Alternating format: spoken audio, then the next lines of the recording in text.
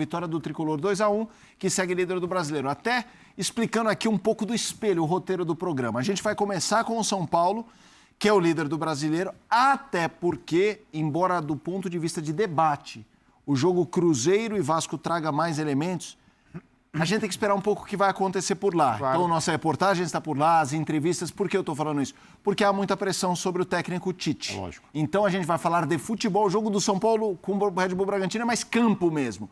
O do Cruzeiro com o Vasco é campo e vestiários. Então, e eles não começaram. André Kfouri, o São Paulo líder, vence 2-1 de virada o Red Bull Bragantino. Boa noite, André. Felipe, boa noite, amigos. Uma ótima semana a todos. Antes disso, quase que os técnicos estreantes no meio de semana fecham mais uma rodada ganhando 2 jogos, né? E no caso do Vasco seria a segunda vitória de virada, porque o Vasco venceu o Palmeiras de virada.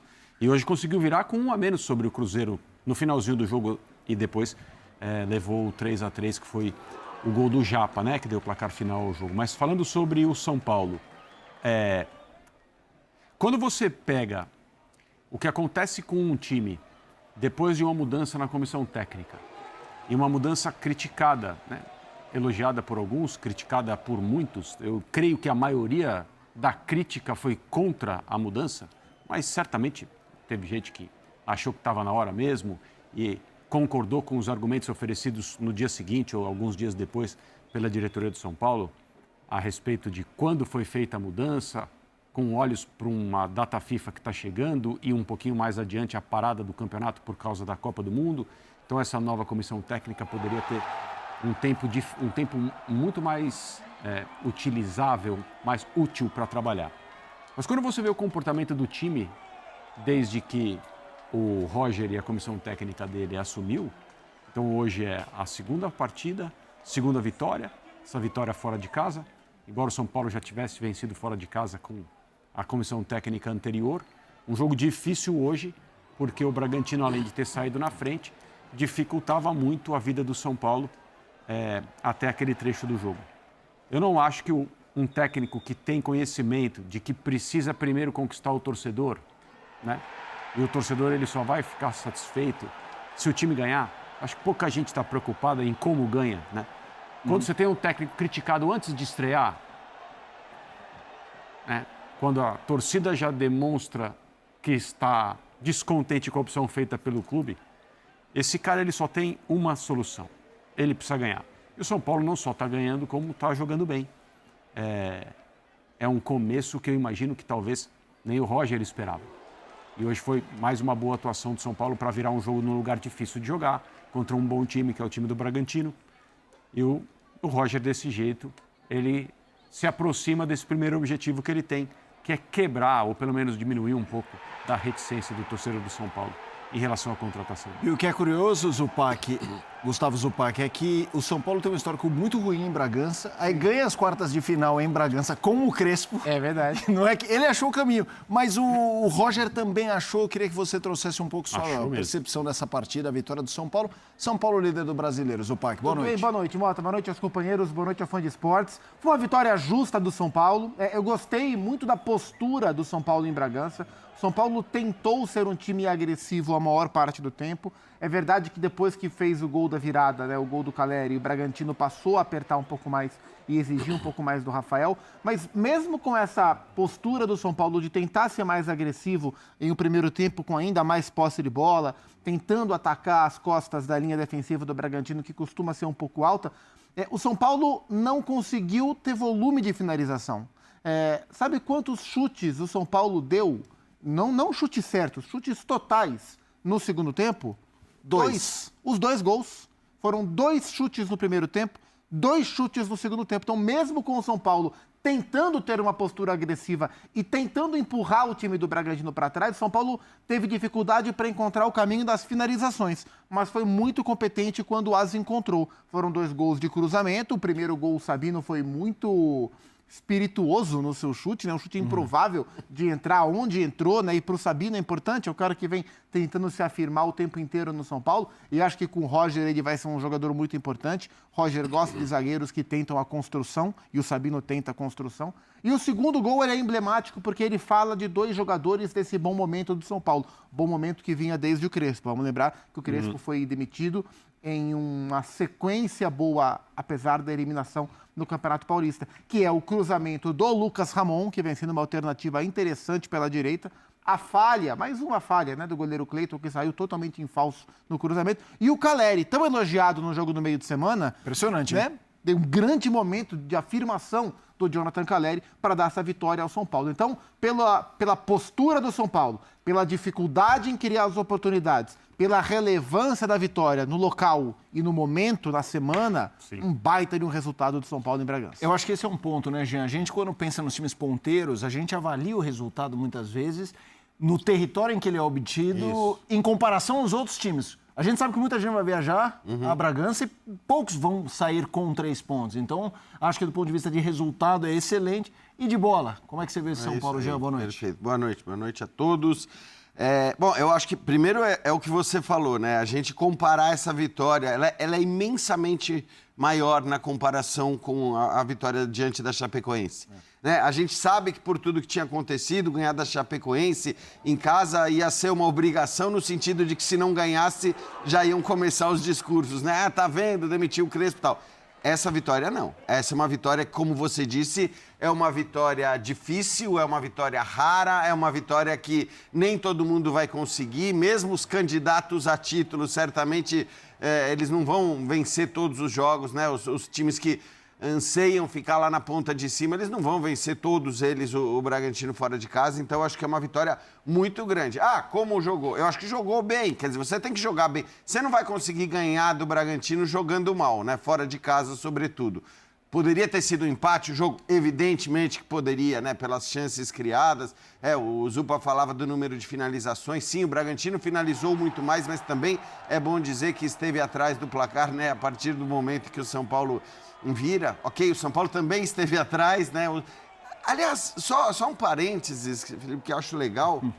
É assim, esse campeonato tá incrível, né? Do ponto de vista da competitividade, do equilíbrio, da disputa, de como os jogos são todos eles indefinidos, né? E hoje a gente teve outros exemplos, depois vamos falar do Cruzeiro e Vasco, né? Mesmo naquelas circunstâncias.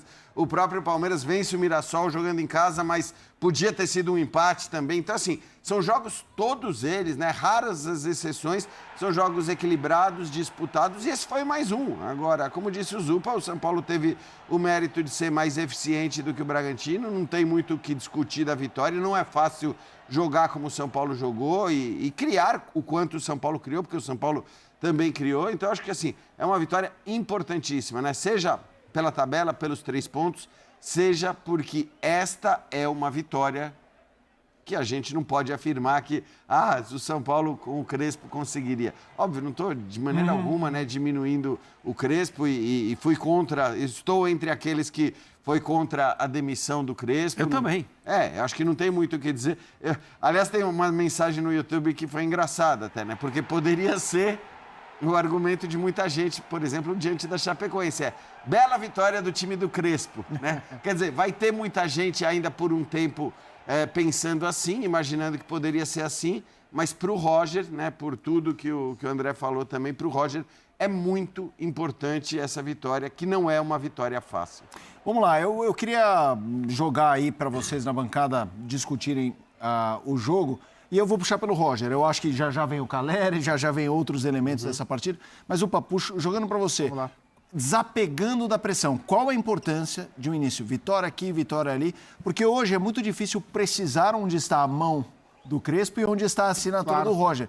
Mas isso é irrelevante no sentido esportivo enquanto o São Paulo ganha. Até o momento em que isso deixe de ser qualquer pensamento do senhor, mas é o Crespo. Daqui a 1, 2 semanas, se segue assim, não que ele vai ser abraçado, mas aquela coisa de ir ao estádio com uma pulga atrás da orelha, será que vai ou será que vai, ela é dissipada. A confiança que o Roger adquire, a mensagem que ele passa nos primeiros jogos, garantindo os 6 pontos, mantendo o São Paulo no topo, conservando o DNA agressivo da equipe, vendo jogadores individualmente importantes para essa equipe se destacarem, tudo isso faz parte do contexto, né? E assim, acho que ninguém aqui duvida do conhecimento de jogo do Roger, da boa intenção quanto a um futebol ofensivo que o Roger tem. Tudo isso faz parte da carreira do Roger nesses 10 anos em que ele é técnico, né? Ele começou em 2016, quer dizer, pegou antes Novo Hamburgo, mas o Grêmio, o primeiro trabalho dele de destaque, foi naquela Copa do Brasil que o Grêmio foi campeão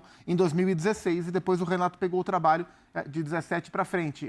Acho que o Renato já é o campeão, né? O Roger cai um pouco antes. Mas são princípios de jogo que a gente vê o São Paulo tentando executar. Então, acho que para validar a escolha da diretoria, ver o São Paulo jogando bem e vencendo nesse momento é muito importante. Então, acho que fortalece o Roger nas duas pontas, da porta para fora, da porta para dentro. Porque, embora existissem jogadores que não gostassem muito do Crespo, e todo mundo sabe que o Lucas, por exemplo, é um deles, muitos outros gostavam, inclusive o Caleri, né, autor de gols nas 2 vitórias, fez postagem agradecendo ao Crespo, centroavante argentino, para ex-centroavante argentino e tal. Então, da porta para fora e da porta para dentro, são vitórias conquistadas pelo resultado e pela maneira que elas foram conquistadas, que acho que validam essa primeira semana do Roger. Tem muito por fazer, mas dada a desconfiança que a contratação gerou, começar mal seria trágico. Sim. Começar bem não é garantia, mas começar mal seria muito perigoso. Então, essa primeira semana boa é um checkpoint para o trabalho. Eu acho que, assim, no futebol, salvo raríssimas exceções, é aquela história de o que você tem feito por mim recentemente. Se daqui a pouco o São Paulo tiver uma sequência de 3 partidas ruins, 2 derrotas, 1 empate, as pessoas não vão lembrar que o Roger iniciou bem, ganhou jogos, que contra a Chapecoense, na primeira meia hora o São Paulo estava jogando de maneira confusa, teve parada, ele mexeu, acertou, contribuiu. É o trabalho dele, não é uma coisa assim, nossa, vocês viram que estratégia... Não é isso, mas está trabalhando. A questão para mim também tem o lado que é o seguinte, até a diretoria do São Paulo falou isso, achamos que era a hora de trocar porque o time está bem. Lembra? Uhum. O time estava bem. Tinha passado o pior momento. O São Paulo poderia até alcançar a liderança no jogo seguinte, se o Crespo tivesse continuado, como acabou acontecendo. E se você pega um time que de fato está bem, ou bem talvez não está mal, não é uma demissão em que você percebe a equipe sem conseguir jogar, perdendo partidas, uma classificação que não é correspondente, como o caso do Cruzeiro, por exemplo. Não era isso, é ao contrário, as coisas estavam boas. Se você chega e começa a mudar de uma hora para outra, porque você é um técnico diferente, que olha o futebol de outro jeito, escolhe outros jogadores, começa a aplicar a sua maneira de jogar e as coisas não funcionam, você imediatamente se coloca numa situação pior. Quando você chega num time em que tudo vai mal, você troca todo mundo e tudo continua mal, pelo menos alguém vai dizer, você está tentando. Isso. Se você chega num time que não está mal e as coisas pioram, a culpa é sua, teoricamente. Né? E o Roger, obviamente, sabe disso. Mas depois de centenas de milhares de demissões, né, no futebol brasileiro, a gente agora partiu para um outro nível, né? Que é, o time vence por 8-0, demite.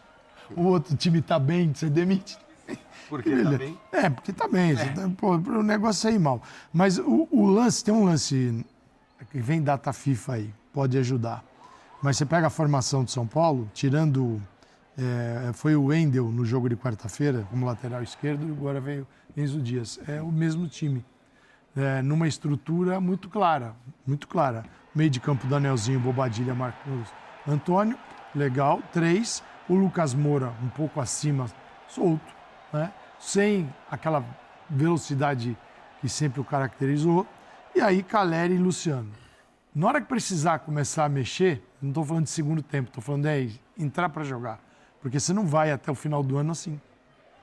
Ou contrata, e depende da situação do clube. Você vê que o São Paulo deu uma maneirada, porque não pode. Como é que vai suportar? Assim, jogou agora no meio de semana, jogou nesse final de semana. Até dia 22 tem jogo também, depois dá uma parada. Isso pode dar uma segurada na galera aqui, você voltar repetindo jogos. Mas não vai ser assim durante muito tempo. Então, na hora de começar a ter que mudar e trocar o sentido de uma equipe que ele tenta fortalecer, as coisas vão ficar mais difíceis. E ninguém vai entender isso. Sim. Ninguém vai dar a mínima para isso, para dificuldade. E outra coisa, né? A gente sempre precisa, isso vale para qualquer treinador do futebol brasileiro. Esta é uma temporada das mais difíceis, porque o nosso período de descanso, que ele é fundamental para alcançar rendimento na temporada seguinte, foi pequeno e a pré-temporada não existiu. Ela vai existir agora durante a Copa do Mundo. Então está tudo errado. Então é muito difícil ficar também cobrando como se aqui fosse um lugar onde as coisas realmente são bem feitas e bem estruturadas.